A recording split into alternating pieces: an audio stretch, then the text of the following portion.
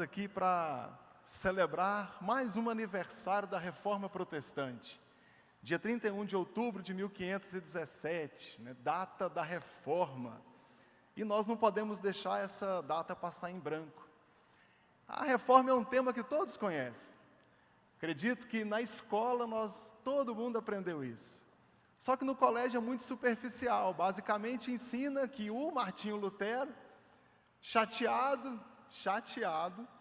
com a venda de indulgências, com a venda de salvação, protestou contra a igreja e isso acabou criando uma divisão na igreja. Só que essa visão ela é muito superficial a ponto de ser incorreta historicamente. Porque a Reforma Protestante, na verdade, foi um grande avivamento na igreja e que trouxe de volta alguns valores do evangelho primitivo que se perdeu. De repente eu olho para a igreja no século XVI, na Idade Média, e ela não parece em nada com o evangelho primitivo, com o evangelho dos pais da igreja, daqueles irmãos que pagaram com a vida o preço da salvação, daqueles cristãos que nós lemos, por exemplo, no livro de Atos dos Apóstolos. Então, esse avivamento, esse sentimento de retorno às Escrituras, é que trouxe a Reforma Protestante. E nós temos alguns erros quando nós falamos nisso. Um desses erros é que tem gente que fala que na Idade Média a igreja estava totalmente corrompida. Ora, se tivesse totalmente corrompida, não teria reforma, ninguém teria percebido os erros. Então Deus ainda preservou homens e mulheres fiéis à palavra de Deus, ao ensino das Escrituras, mesmo nessas condições. Outro erro é dizer que os reformadores queriam dividir a igreja. Não, nenhum deles queria dividir a igreja. Isso acontece muito tempo depois. O nome reforma é muito apropriado, porque a intenção era de purificar a igreja, para que de dentro para fora houvesse mudança. Mas como não houve conciliação, acabou formando outra igreja, mas não era o interesse inicial. E outro erro que eu vejo muito comum é quando as pessoas tentam determinar o dia em que a igreja se corrompeu. Ora, ninguém acorda adolescente, ninguém dorme adolescente e acorda jovem. Ninguém dorme adulto e acorda velho. Esse é um processo. A igreja foi se perdendo lentamente no ensino das Escrituras, até que um dia eu precisei da Reforma Protestante. Então tem gente que fala que foi em 325 depois de Cristo, quando o imperador Constantino convoca o primeiro concílio da igreja. O imperador Constantino é aquele que encerra as perseguições. Outros vão dizer que não, foi no século II, quando a igreja começou a pregar a penitência, de que se eu me batesse com um chicote, se eu me machucasse, eu iria alcançar a salvação pela penitência. Outros dizem que não, foi no século V, quando começou o culto mariano, quando se começou a adorar Maria, mãe de Jesus, para facilitar a conversão dos turcos otomanos, que tinham dominado o Império Romano. Então, se ninguém sabia, daí foi no século V que se começa a adorar Maria, mãe de Jesus. Outros são mais entusiastas, vão dizer que não, a igreja se perdeu no dia 25 de dezembro do ano 800, quando o imperador Carlos Magno foi coroado imperador do Santo Império Romano. Essa é uma curiosidade sobre o Natal, muita gente não sabe, mas a festa do Natal já era comemorada em dezembro há muito tempo, desde o século I. Mas que se torna essa grande festa, foi quando Carlos Magno pediu para ser coroado no dia do Natal do ano 800, para que se confundisse a celebração do aniversário de Jesus com a coroação dele, imperador do Santo Império Romano, 25 de dezembro de 800. Outros vão dizer que não, a igreja se perdeu no ano 1000, quando o então bispo Leão I se intitula Papa Leão I, o primeiro Papa da história, diz que Pedro foi o primeiro Papa em Roma, e aí começa a história. Como os irmãos podem ver, não dá para determinar o dia em que se corrompeu, mas ela veio perdendo os princípios básicos do Evangelho, a igreja veio lentamente se corrompendo. Então, muitas vezes, hoje nós fazemos algumas reflexões bíblicas, nosso pastor sobe aqui e nos cobra uma mudança de comportamento. O que ele está fazendo é permitindo que a igreja olhe sempre para a palavra de Deus, para que a Assembleia de Deus não precise de uma nova reforma, para que nós possamos o tempo todo rever os nossos passos. De qualquer forma, a igreja passou por séculos de sucessivos e pequenos erros, e pequenas divisões, e pequenos afastamentos da palavra de Deus, de modo que um dia eu olho para a igreja e eu não enxergo mais a igreja primitiva.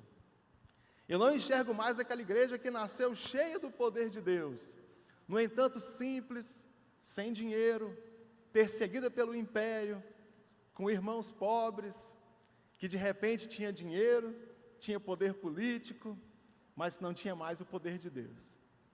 A igreja chegou a um ponto em que os papas disputavam poder político e inclusive extensão de terra com os imperadores.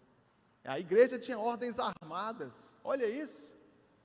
A igreja tinha ordens que eram militares, os templários, os jesuítas, a ordem de Cristo, que com o fim da ordem dos templários, ela se torna a ordem de Cristo em Portugal.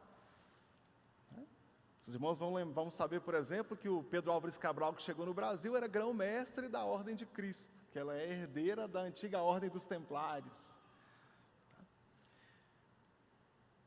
Além disso, na Idade Média a igreja cobrava por tudo, cobrava por batismo, por ceia, cobrava pela troca do padre da igreja, cobrava pela colheita, enfim, tudo era cobrado, tudo podia ser vendido.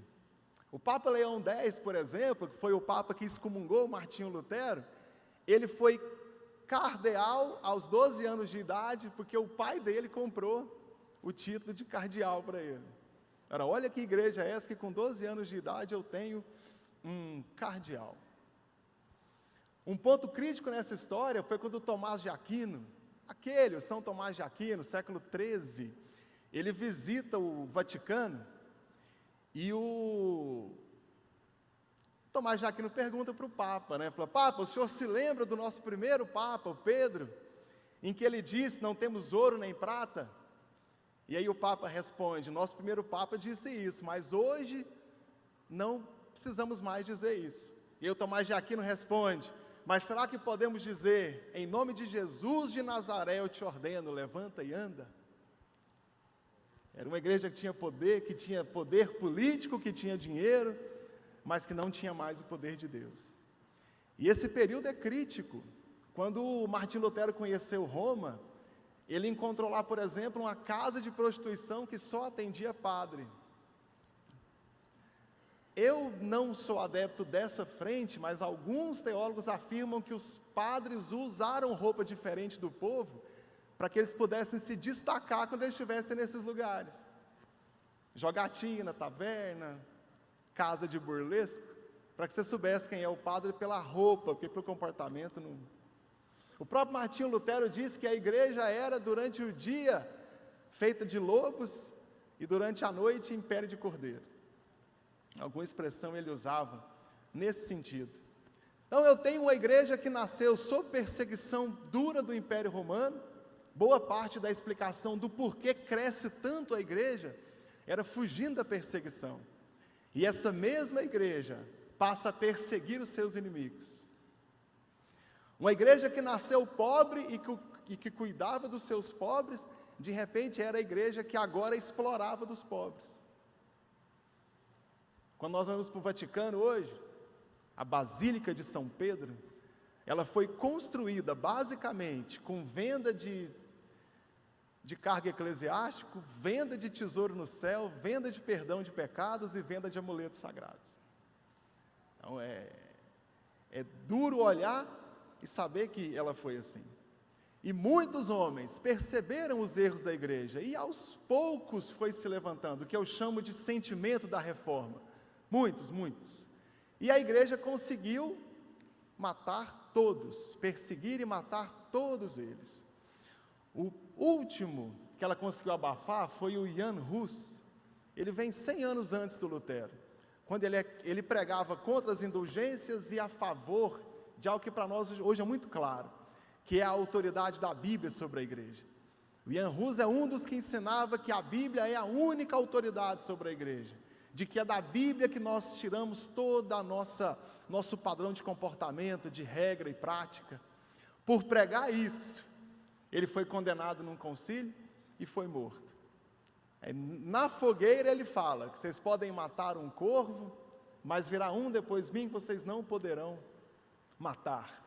100 anos depois surge o Martinho Lutero, no dia em que ele prega as conhecidas 95 teses contra a doutrina da igreja, lá em Wittenberg, onde ele era o padre da igreja. Tudo começou no coração de Lutero, com Romanos 1,17. Os irmãos podem abrir a Bíblia comigo? Romanos capítulo 1, versículo 17, que diz assim: porque no Evangelho é revelada a justiça de Deus, uma justiça que do princípio ao fim é pela fé, como está escrito, o justo vive pela fé. Esse final do versículo, o justo vive pela fé, aparece 3 vezes na Bíblia, em Abacuque, em Romanos, em Hebreus. Esse passa a ser o lema da reforma. O Lutero simplesmente não conseguia entender como é que um Deus bom e justo era um Deus que cobrava dinheiro para levar alguém para o céu. Era alguém que eu tinha que pagar pelo perdão. Como é que um Deus que se diz amor quer a minha penitência pessoal para me salvar? E isso angustiava o coração dele. Como é que Deus bom pode ser mau ao mesmo tempo? Lendo Romanos, e quando ele lê o justo vive pela fé, o céu se abre para o Lutero. E ele entende que a vida do crente não é pagando penitência, não é pagando pela salvação, e não é dependendo da igreja enquanto instituição, mas é vivendo pela fé. Então eu não tenho que pagar pela salvação, porque eu vivo pela fé. Eu não tenho que pagar para receber um milagre, porque eu vivo pela fé. Eu não tenho que pagar para receber uma oração, porque eu vivo pela fé. Se eu parar aqui a mensagem, já entendemos tudo que a reforma nos ensinou, de que a vida do crente é pela fé. Se os irmãos estão aqui hoje, porque creem na palavra de Deus. O tema específico que eu guardei para hoje é algo extremamente importante, temos que vigiar todos os dias, que é o sacerdócio universal de todos os crentes. E esse foi um grande resgate da reforma. Veja só, na Idade Média a igreja ensinava que ela era uma intermediária entre os homens e Deus. Os irmãos devem lembrar da escola, que tinha lá a plebe, o clero e a nobreza. Esse clero reivindicava ser o único que tinha autoridade de Deus diante do povo. De que eu tinha 2 níveis de cristão. Eu tinha o cristão comum, o cidadão comum, a plebe, e eu tinha o clero, que era um super crente, um título especial de cristão, capaz de conceder pecados, de enviar alguém ou não para o inferno, ou para o céu, ou para o purgatório. Somente o clero tinha acesso direto a Deus, então o povo precisava do clero. Daí a expressão usada até hoje no catolicismo, que é o sacerdote, que é aquele que precisa da igreja. Só que tudo isso começou com Cipriano, chamado São Cipriano, pai da igreja. Ele diz o seguinte em latim: extra ecclesiam nulla salus, fora da igreja não há salvação. Acontece que quando o Cipriano fala isso, eu ainda tinha aquela igreja perseguida pelo império. Então não tinha templo, não tinha denominação, instituição, não tinha nada. Igreja era onde os crentes se reuniam. Igreja era onde o povo conseguia se reunir para adorar a Deus. E aí ele vai dizer, fora desse grupo de convertidos não há salvação. Salvação é para os crentes. Isso foi o que disse Cipriano. Acontece que a partir da fala dele, outros começam a reivindicar de que a igreja instituição, até então católica, ela era a detentora da autoridade para a salvação. Ela concedia a graça de Deus.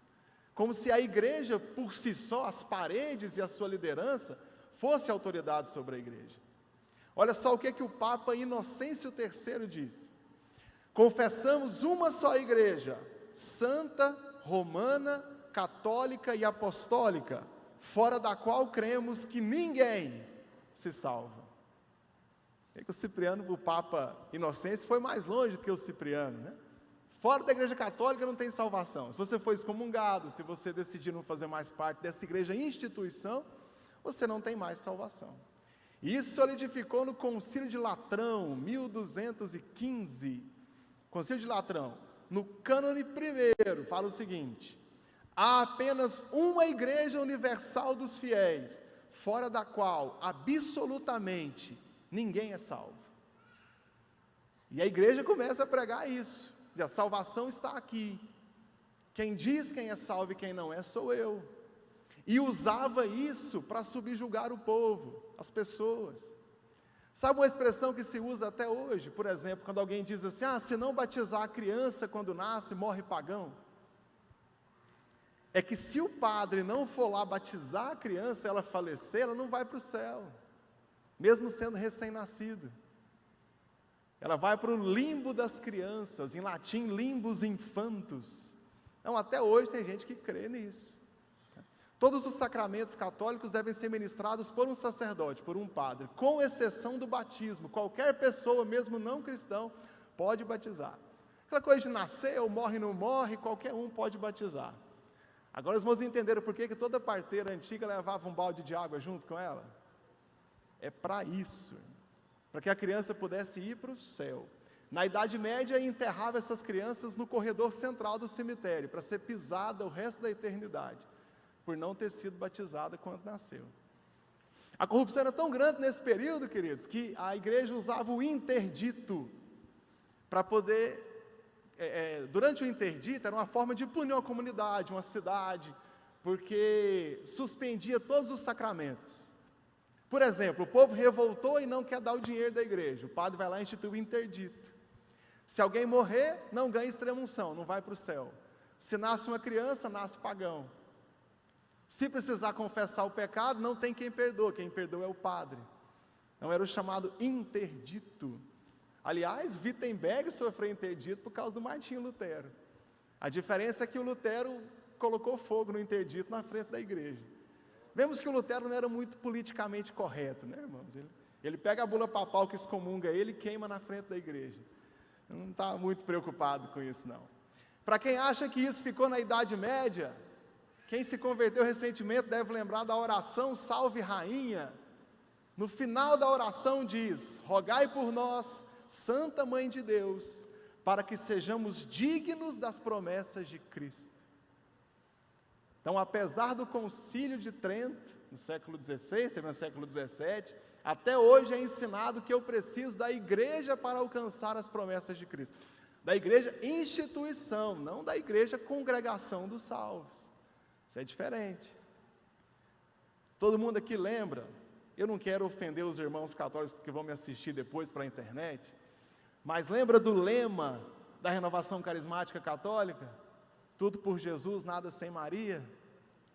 Quem aqui leu o Alto da Compadecida do Ariano Suassuna deve lembrar que lá no julgamento, Maria, mãe de Jesus, está dando palpite lá, quem vai para o purgatório, quem vai para o céu. E é justamente, o Ariano Suassuna é católico apostólico, foi, né? Faleceu em 2014, mas era o católico apostólico romano, e ele traz essa doutrina para o Alto da Compadecida. Acontece que na Reforma Protestante, os reformadores entenderam que isso não é bíblico, de que a Bíblia não ensina isso, de que a igreja não é feita dos líderes, ela é feita de todos, e que não existe esse degrau de esse crente é mais importante ou não que eu. Afinal de contas, Jesus morreu na cruz por todos, Jesus morreu na cruz igualmente por todos. O apóstolo Paulo vai dizer em Romanos capítulo 3 que todos pecaram e destituídos estão da glória de Deus. Não existe alguém que pecou menos e outro que pecou mais. Paulo é curto e grosso, todos pecaram e estão afastados da glória de Deus. Então eu começo a entender essa questão em 1 Timóteo capítulo 2, no versículo 5, diz o seguinte: pois há um só mediador entre Deus e os homens, Jesus Cristo. Lutero é um dos principais que estabelece uma boa teologia, que faz um bom estudo sobre isso. E ele vai lembrar disso, que entre você e Deus não há santo algum, não há pastor algum, nem padre, bispo, papa, só existe Deus. Que não há nada que possa te impedir de chegar diretamente a Deus. Que a minha oração vai chegar a Deus, porque eu oro a Deus. 1 Timóteo capítulo 2, versículo 5. Pois há um só mediador entre Deus e os homens, Jesus Cristo. Eu só preciso dele, tudo por Cristo. Esse é até um lema da Reforma Protestante, solus Christus, né? O latim para somente por Jesus, que todas as coisas são por Ele. É claro que eu ainda preciso de pastores, de líderes, de professores. Eu preciso de alguém que possa orar comigo se eu achar que não sei ainda, que eu não posso. Eu preciso de alguém que entenda mais da Bíblia que eu para me ensinar a Bíblia. Eu preciso de alguém que me acompanhe. Eu ainda preciso dos pastores, mas o meu relacionamento com Deus não precisa de ninguém, só preciso da sua fé. Lembra disso? Romanos 1,17, o justo vive pela fé. 1 Pedro capítulo 2, versículo 9, esse eu quero que os irmãos abram comigo, vamos ler juntos. 1 Pedro capítulo 2, o versículo 9, e diz assim: vocês, porém, são geração eleita, sacerdócio real, nação santa, povo escolhido de Deus para anunciar as grandezas daquele que os chamou das trevas para a sua maravilhosa luz. Antes vocês nem sequer eram povo, e agora são povo de Deus, não haviam recebido misericórdia, mas agora a receberam. Irmãos, quando Pedro escreve essa carta, já havia começado as perseguições contra a igreja. Primeiro foi dos judeus, depois do próprio Império Romano. Isso é uma questão histórica, porque o cristianismo nasce como uma seita do judaísmo. Então o Império Romano olha e pensa, poxa, mas isso é um problema dos judeus. Isso é uma seita judaica, os judeus perseguem. Acontece que o cristianismo se torna muito maior do que o judaísmo. E aí tem a questão de que os cristãos não querem ir para a guerra, não adoram o imperador, adoram um Deus que não existe, que não tem imagem, então não vale. Tinha acusação de incesto, porque casava com os irmãos, as irmãs da igreja. Tinha acusação de canibalismo, porque dizia que os cristãos de vez em quando iam para algum lugar comer a carne e o sangue de alguém. Então todo tipo de perseguição acontecia. Então o império agora passa a perseguir os cristãos por medo de que se levantem contra o império. Pedro escreve a carta, a epístola dele, escreve essa carta, nesse momento, do início da perseguição. E ele quer animar os irmãos para lutar, para suportar a tribulação, suportar a perseguição. E o que ele tem a dizer é isso, para encorajar os crentes. No capítulo 1, Paulo começa dizendo que que Jesus suportou o sofrimento por nós, de que Ele morreu na cruz por nós, e agora é a nossa vez de suportar o sofrimento por Cristo, para chegar até o dia da salvação e permanecer firme em Deus. Paulo motiva os crentes lembrando que essa vida é passageira e que o sofrimento dessa vida vale a pena, porque na cruz eu recebi vida eterna com Deus. É isso que ele quer dizer.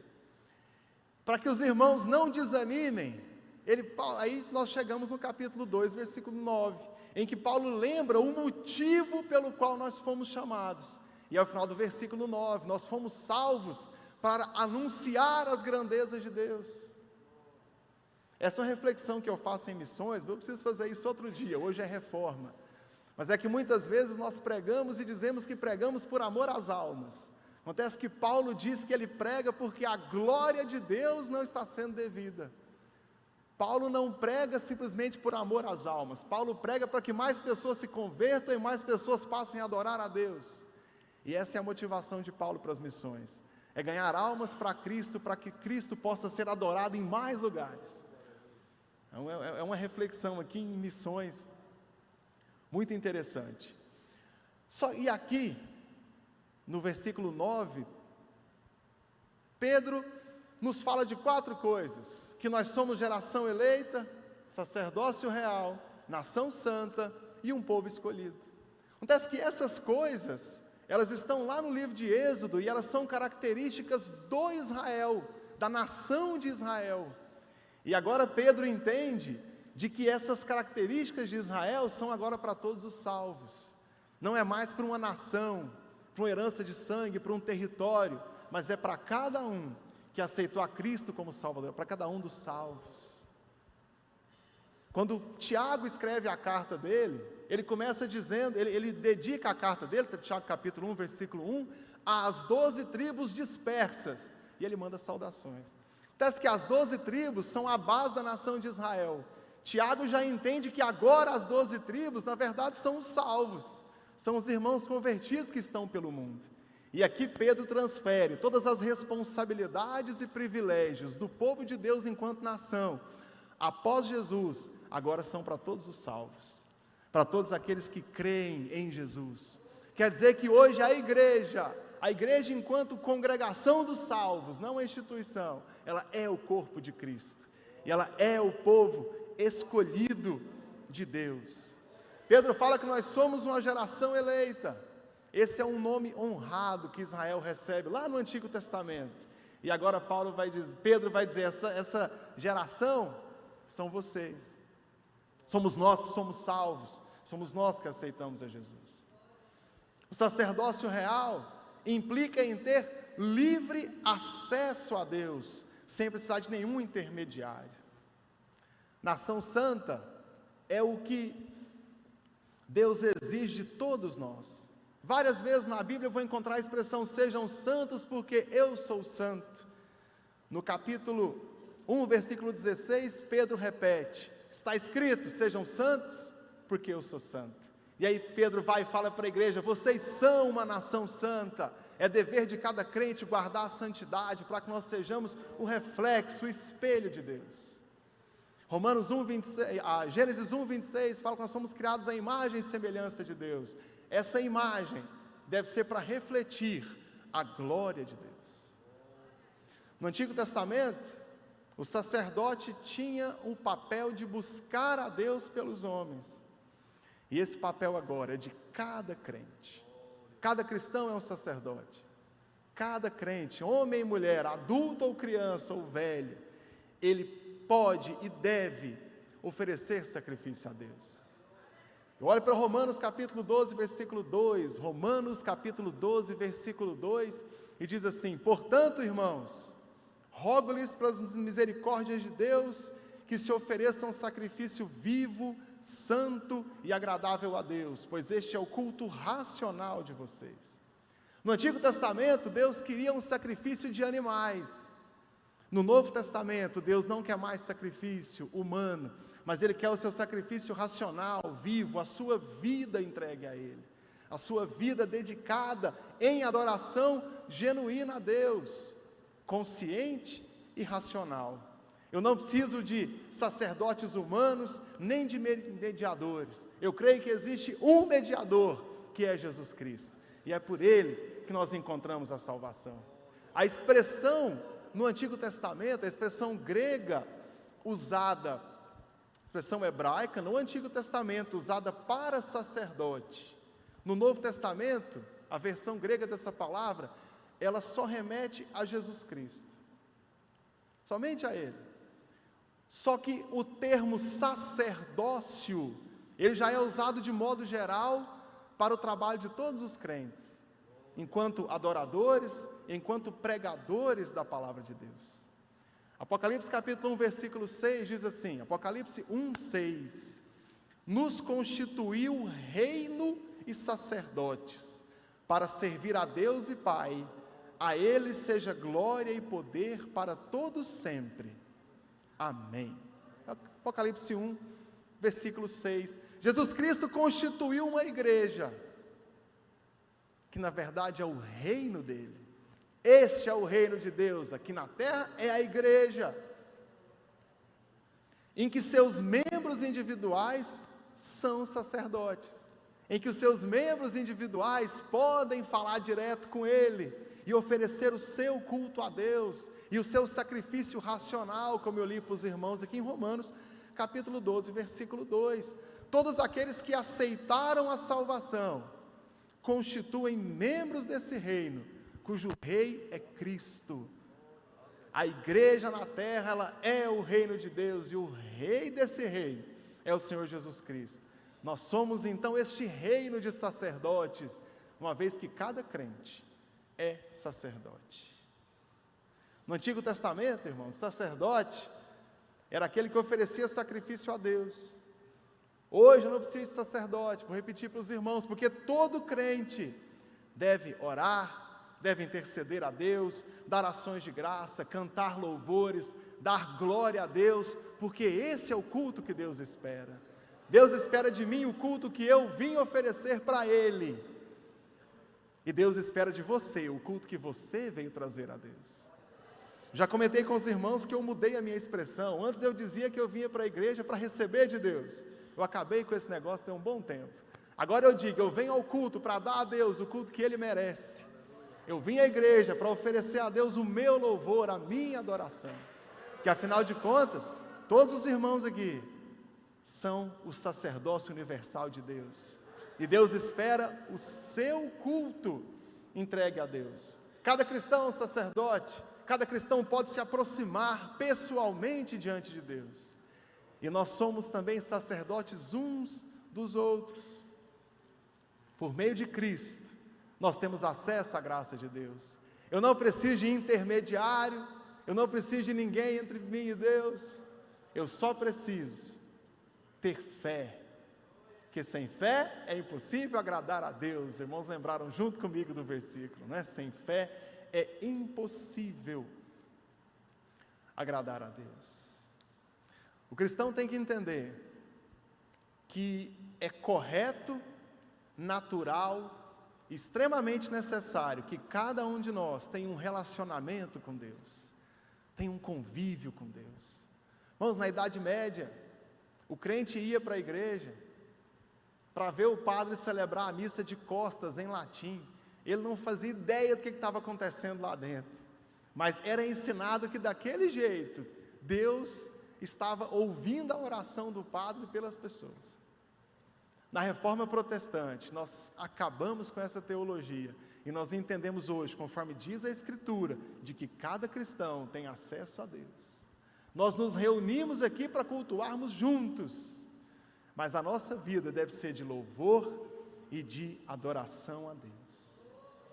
Quero que os irmãos abram comigo Hebreus capítulo 4 e o versículo 14.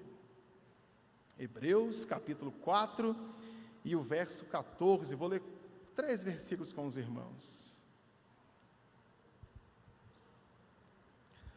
Eu disse para os irmãos que todos nós somos sacerdotes. Nós somos um reino de sacerdotes.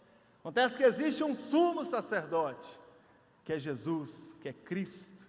Hebreus capítulo 4, verso 14 diz assim: portanto, Hebreus 4, 14, portanto, visto que temos um grande sumo sacerdote que adentrou aos céus, Jesus, o Filho de Deus, apeguemo-nos com toda a firmeza para que professamos, pois não temos um sumo sacerdote na qual possa compadecer das nossas fraquezas, mas sim alguém que, como nós, passou por todo tipo de tentação, porém sem pecado. Assim, aproximemo-nos do trono da graça com toda a confiança, a fim de recebermos misericórdia e encontrarmos graça, a fim de que nos ajude no momento da nossa necessidade. Aqui o autor de Hebreus está nos lembrando de que quando eu tinha um sacerdote humano, ele era pecador, ele era falho, mas hoje o meu sumo sacerdote é Cristo, que viveu nesse mundo, não conheceu o pecado, passou pelas minhas dores. Isaías fala isso, ele tomou sobre si as nossas dores, Isaías 53, e o castigo que nos traz a paz estava sobre ele, e pelas suas pisaduras fomos sarados. Do mesmo modo que nós podemos e precisamos buscar diretamente a Deus, todo crente deve ter também a sensibilidade para ouvir a voz de Deus, pois Deus fala diretamente com você. Entenda isso, irmãos. Eu não preciso vir lá para o monte do não sei aonde, sujar o pé de barro, porque lá Deus vai falar comigo. Irmãos, Deus fala com você através do seu coração, através da sua vida. Do mesmo jeito que Deus quer que você fale com Ele, Deus também quer falar com você e tem prazer nisso. As bênçãos de Deus chegam diretamente a nós, não é através de ninguém, é através de Jesus Cristo, sem intermédio de ninguém, acima de tudo, pela fé. Preciso fazer uma pergunta para os irmãos. Quem tem fé em Deus aqui? Deixa eu ver.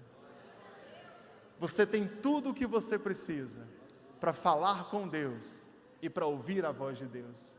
Você não precisa de nada, nem de ninguém. Vamos exercer esse sacerdócio agora e falar com Deus nesse momento? Os irmãos podem orar comigo, sentados mesmo, baixa a cabeça. Peça a Deus que ouça a sua oração agora. Coloca diante dele o que aflige o seu coração. Agradeça a Deus pelo todo o bem que Ele te dá, pelo quanto Ele abençoa a sua vida. Deus maravilhoso, obrigado por nos fazer esse reino de sacerdotes, que pode buscar diretamente ao Senhor, que morreu na cruz por nós, ao Senhor que vive e reina para sempre. Meu Deus, muito obrigado pela sua palavra, que nós podemos meditar nela e aprender com ela, e ser assim abençoados. Obrigado porque nós podemos ouvir diretamente a sua voz, e o Senhor fala conosco, e nós falamos com o Senhor. Obrigado, Deus, pelo livre acesso ao seu trono, em nome de Jesus, amém, amém. Muito obrigado, Bispo Ides, por esse espaço maravilhoso.